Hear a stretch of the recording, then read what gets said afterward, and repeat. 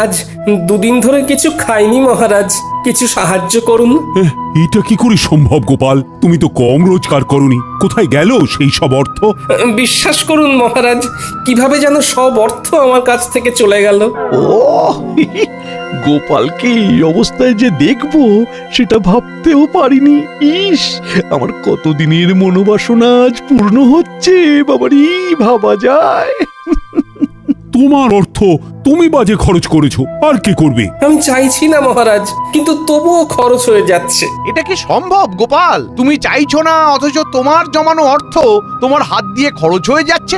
এইরকম নির্ভেজাল গাল গল্প দেয়া কবে থেকে শিখলে গোপাল? ফাড়ামো বাদ দিয়ে এখন থেকে ফাজলামো শিখেছো? বাবা বাবা বাবা! গোপাল কোনো বিপদের মধ্যে পড়েছে, নইলে গোপাল তো মিতব্যয়ী, কোনো বাজে খরচ করে না।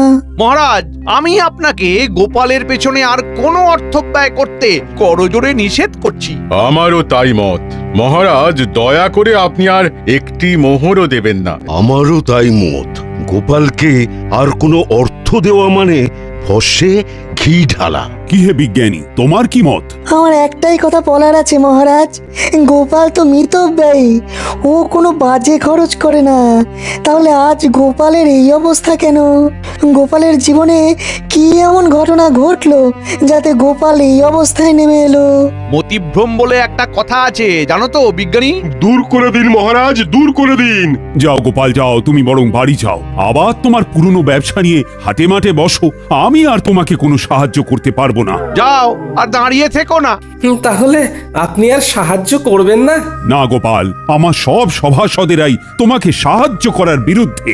আমি তাদের বিরুদ্ধে গিয়ে তোমাকে তো সাহায্য করতে পারবো না।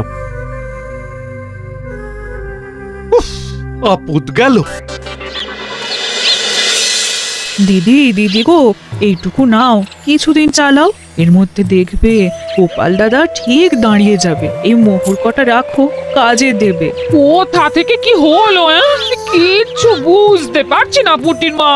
একটা মানুষ রাতারাতি এইরকম ভাবে বদলে যায়। দিদা, আমি বলছি দেখো, গোপাল দাদু আবার ঠিক আগের মতো হয়ে যাবে। গোপাল দাদুকে দেখে আমাদের খুব কষ্ট হচ্ছে দিদা। সেই দিন দেখি ঢিল মেরে কাছ থেকে আম পেড়ে খাচ্ছে, আমাদের দিকে চোখ করতেই বলে খুব খিদে পেয়েছে তাই খাচ্ছি। ইস, এই দিনটাও দেখতে হচ্ছে আমায়। দিদি, গোপাল দাদা এখন কোথায়? রাজসভায় গেছে, দেখা যাক মহারাজ কিছু সাহায্য করতে পারেন কিনা।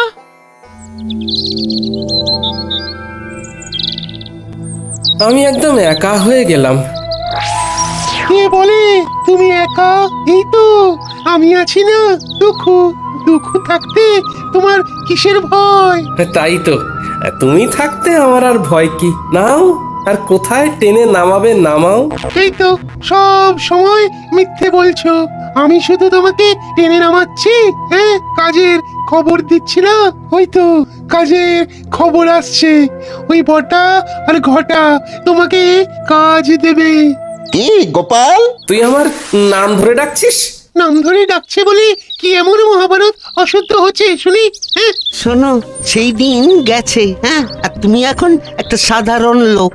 তোমার সম্মান প্রতিপত্তি সব চলে গেছে, দয়ায় বেঁচে আছো। একটা কাজ করবে, আমাদের বাড়ির চারপাশটায় কাল ভালো করে জঙ্গল সাফ করে দিলে দুটো মোহর পাবে। বল নাকি আপনার কাছে এসেছিল সাহায্যের জন্য? হ্যাঁ এসেছিল, আমি সাহায্য করিনি, কারণ আমার সভাসদেরা সবাই গোপালকে সাহায্য দেবার বিপক্ষে ছিল। গোপালের এই ভাগ্য বিপর্যয়ে আপনি ওর পাশে দাঁড়ালেন না মহারাজ, অথচ আপনার যখন বিপদ ঘটেছে তখন গোপাল সবটুকু দিয়ে আপনাকে সাহায্য করেছে। ও তার জন্য বেতন পেয়েছে, আর বেতনের বিনিময়ে ও কাজ করেছে। বাহ, খুব ভালো বলেছেন মহারাজ, খুব ভালো। আমি ঈশ্বরের কাছে প্রার্থনা করব যে আর কোনোভাবেই যেন গোপালের সাহায্য আপনার না লাগে। এতদিনে একটা ঠিকঠাক কাজ হয়েছে। ওহ, তোমার তুলনা নেই রাজ্যতীষী, তোমার তুলনা নেই। জ্যোতিষ মতে গোপালের এখন 7.5 চলছে, মানে কায়দা করে ওর জীবনে দুঃখটাকে এনে দিতে হবে। এ এখন লম্বা চলবে, লম্বা চলবে। কৃষ্ণনগরে গোপালের সম্মান নষ্ট হবে। কতজন কত চেষ্টা করেছে, কিন্তু তুমি যা করেছো তা আমি কোনোদিনও ভুলবো না। এবার আপনি আমাকে দেখবেন, আমি আপনাকে দেখেছি। গোপালকে চিরকালের মতো সরিয়ে দিয়েছি। এবার মহারাজ একা হয়ে গেছে, তখন গোপাল ছিল, এখন গোপাল নেই। এখন দুহাতে লুটে পুটে খাবো, কেউ বলার নেই।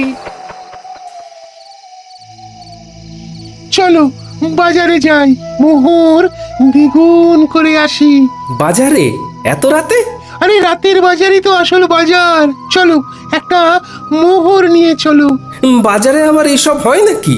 আরে বাজারে একটা জায়গা আছে, সেখানে একটা কল আছে। একটা মোহর দিলে তোমার ভাগ্যে যদি থাকে, তাহলে ওই একটা মোহর থেকে 500 মোহর হাতে চলে আসবে। এই একটা কল, নাম হলো গেড়া কল। সত্যি বলছো?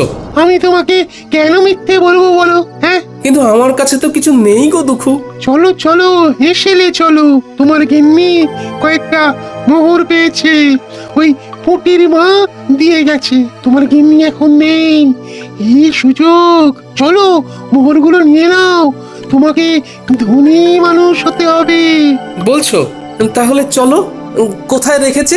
কুলুঙ্গিতে একটা ঘটির মধ্যে রাখা আছে।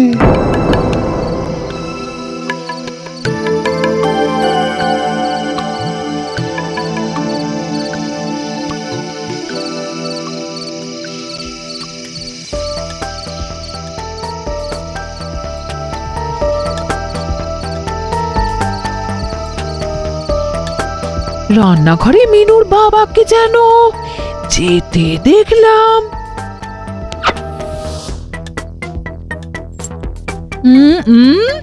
দেখি তো এখন রান্নাঘরে গিয়ে কি করছে। দেখি দেখি। হ্যাঁ, বলি হচ্ছেটা কি? আমার ঘরে শীত কাটছো? আমি যেটা বলছি সেইটা বলো। তুমি না আমার অর্ধাঙ্গিনী, তুমি তো আমার অর্ধেকটা। তুমি না আমার অর্ধাঙ্গিনী, তুমি তো অর্ধেকটা গো। থামো থামো, আমি কোথায় খাবার জোগাড় করতে হিমশিম কাটছি আর তুমি আমার সঞ্চয় শীত কাটছো? শোনো, আমি হলাম গিয়ে তোমার গিন্নি, আমাকে ভুজুং ভাজুং দেওয়া অত সহজ নয়। দেখি দেখি গিন্নি, এইভাবে কেউ পরনের কাপড় নিয়ে টানাটানি করে? আমি তো বিকচ্ছ হয়ে যাব, আমার কাছা খুলে যাবে গিন্নি। আমার চোখকে ফাঁকি দেওয়া? ওরে বাবা, কি দজ্জাল গিন্নি গো তোমার। এক থেকে ঠিক বার করে নিল। দুঃখু, আমি কি বলেছিলাম? এখান থেকে চল। পারছি না, ভালো মানুষটা যে এরকম কিভাবে বিগড়ে যাবে সেটা ভাবতে পারিনি। দেখো গোপাল বউ, দুঃখ করো না, আমরা সবাই আছি সাথে, জড়িয়ে আছি হাতে হাতে। গোপাল আবার তুলবে মাথা, যেন বৃথা হবে না আমার কথা। এই নাও গোপাল বউ, এই মুহূর্তে গোপালের কোনো কাজ নেই, তোমাদের চলবে কি করে? আমি আর বিজ্ঞানী মিলে দিলাম কিছু অর্থ, আমাদের প্রার্থনা হবে না কো ব্যর্থ। ও দুঃখু, আছো তো? আছি মানে একেবারে লেপ্টে আছি। তোমার ঘর থেকে এই জন্মে আর নামবো না। ওই যে মোহর দ্বিগুণ হবার কলটার কথা বলেছিলে, সেখানে কি করে যাব? হাত তো একদম খালি। একটা জায়গা আছে, চলো সেখানে যাই। তোমার একটা কিছু তো ব্যবস্থা করতে হবে, নইলে খরচা করবে কি করে? চলো চলো চলো, সোজা চলো, একদম নাক বরাবর।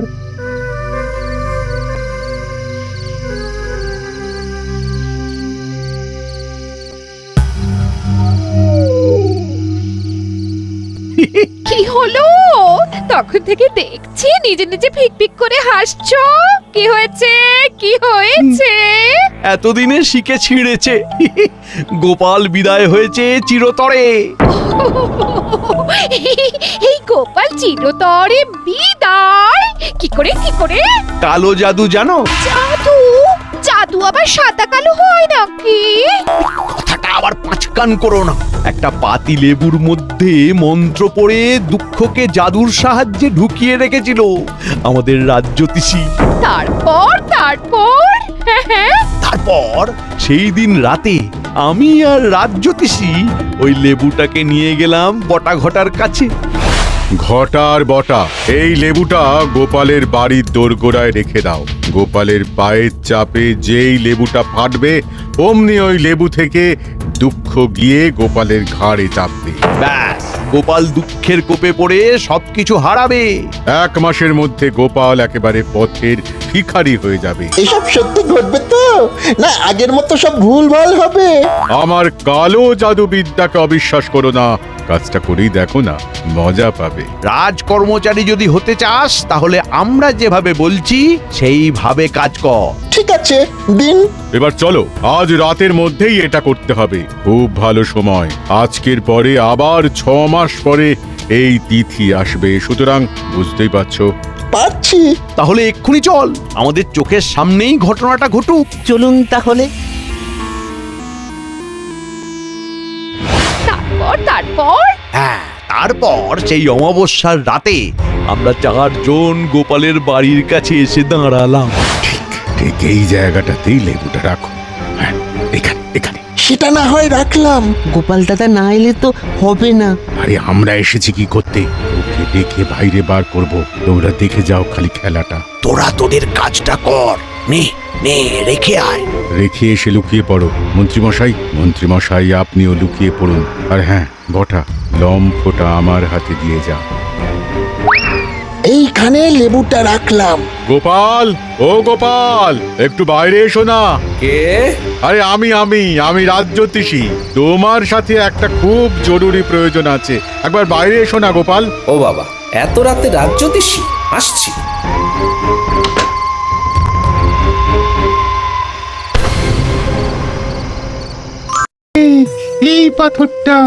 এই পাথরটাকে ঠেলো ঠেলো ঠেলো। এগুলো কি? গর্তের মধ্যে এগুলো কি? এগুলো সব তোমার। নতুন করে খরচা করতে শুরু করো। বস্তাটাকে তুলে নাও, তুলে নাও। হ্যাঁ, তারপর রাতের বাজারে চলো। ওই গেঁড়া কলে মোহর দেবে, আর মোহর দ্বিগুণ হয়ে যাবে। সুযোগ এসেছে দুকুকে ঘাট থেকে নামানো। একটা সোনার মোহর গর্তে ফেলে দি। কি গো গোপাল, হলো?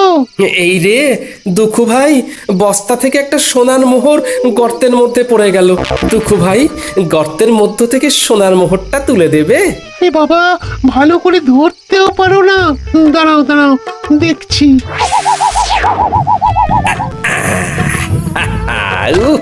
কি শান্তি!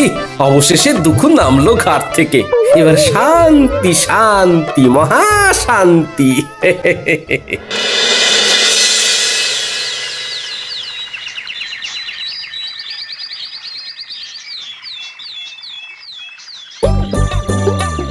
এই ঘটা, ওই দেখ গোপাল দাদা নাতি নাতনিদের নিয়ে বাজার করতে এসেছে। ওর তো আমাদের বাড়ির জঞ্জাল পরিষ্কার করার কথা ছিল। তাই তো, চল দেখি। কিরে পুঁটি, ন্যাপলা, গুলটে, আমার বানর সেনা, বল এই ইলিশ মাছটা নিয়ে নি। হ্যাঁ নিয়ে নাও গোপাল দাদু। আজ শুধু ইলিশ দিয়েই ভাত খাবো। ইলিশের নানা পদ, ভাপা ইলিশ, সর্ষে ইলিশ, ইলিশের পাতুরি। কি গোপাল, তোমাকে না বলেছিলাম আজ আমাদের বাড়ির চারধারের জঙ্গলগুলো সাফ করে দিতে? শোনো বটা ঘটা, আমার ঘরের নালাটা জঞ্জালে জমে গিয়েছে। একটু ঝাঁটা কোদাল দিয়ে পরিষ্কার করে দিও, কেমন? তোমাদের 3টে করে সোনার মোহর দেব। তাড়াতাড়ি এসো কিন্তু, নইলে অন্য কাউকে দিয়ে করিয়ে নেব।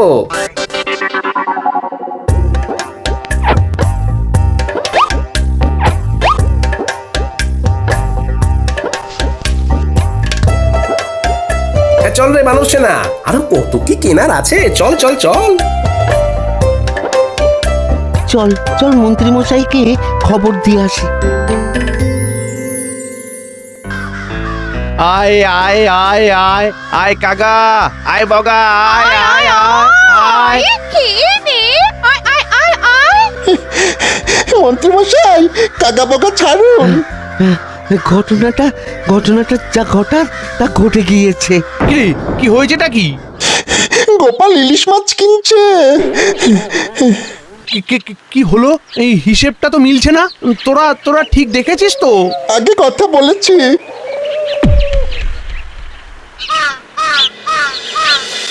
এই তো আবার তোমাকে নিজের জায়গায় দেখতে পেয়ে খুব ভালো লাগছে। তা কি হয়েছিল গোপাল? বুদ্ধিতে এর কোনো ব্যাখ্যা নেই বিজ্ঞানী। একদিন রাতে রাজ্যোতিষীর গলার আওয়াজ শুনে ঘুম থেকে উঠে বাইরে বেরোতেই পায়ের নিচে একটা লেবু পড়ে গেল, আর সাথে সাথে আমার ঘাড়ে একটা ভারী কি যেন একটা এসে বসে পড়লো। তারপর আর কিচ্ছু জানি না, বুঝলে। এখন কেমন লাগছে ঘাড়? হালকা ফাঁকা, নাইকো ভার। আরে কাল রাতে ঘাড় থেকে দুঃখকে নামিয়ে দিলাম, ব্যাস। বিষয়টা একটু খুলে বলো তো গোপাল। বলছি।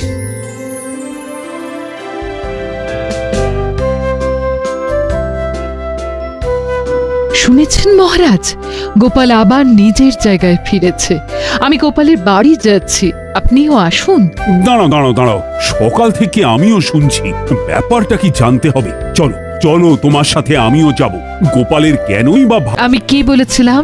গোপাল ঠিক নিজের জায়গা ফিরে পাবে। কি ব্যাপার হয়েছিল গোপাল, আমাকে বলো। কি আর বলবো মহারাজ, আমার ঘাড়ে বসেছিল দুঃখ। সে আমাকে সব বাজে রাস্তাগুলো দেখাচ্ছিল, আমাকে কপর দক্ষিণ করে দিয়েছিল। আমি এক্ষুনি গিয়ে আবার গর্ত থেকে দুঃখকে বার করে দিচ্ছি। আমি একটু আসছি মহারাজ। একটা কাজের কথা মনে পড়ে গেল হঠাৎ, আসি।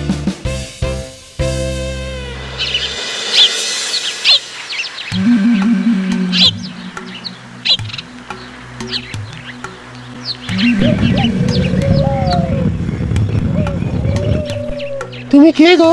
আমি এই রাজ্যের মন্ত্রী দুঃখু, আমার ভাই। যাও যাও, আবার গিয়ে গোপালের ঘাড়ে চাপো, ওকে আবার সর্বশ্রান্ত করে দাও। তুমি ওকে এত উপকার করলে, ও তোমার ক্ষতি করলো দুঃখু। না, গোপালের কাছে আর যাব না, ও বড় ভয়ঙ্কর। তার চেয়ে তুমি বরং খুব ভালো। তুমি আমাকে মুক্ত করেছো, যে মুক্তি দেয় তাকে কি ছেড়ে যেতে হয়? হ্যাঁ, আজ থেকে আমি তোমার কাছে থাকবো। বলো কি? না না না না,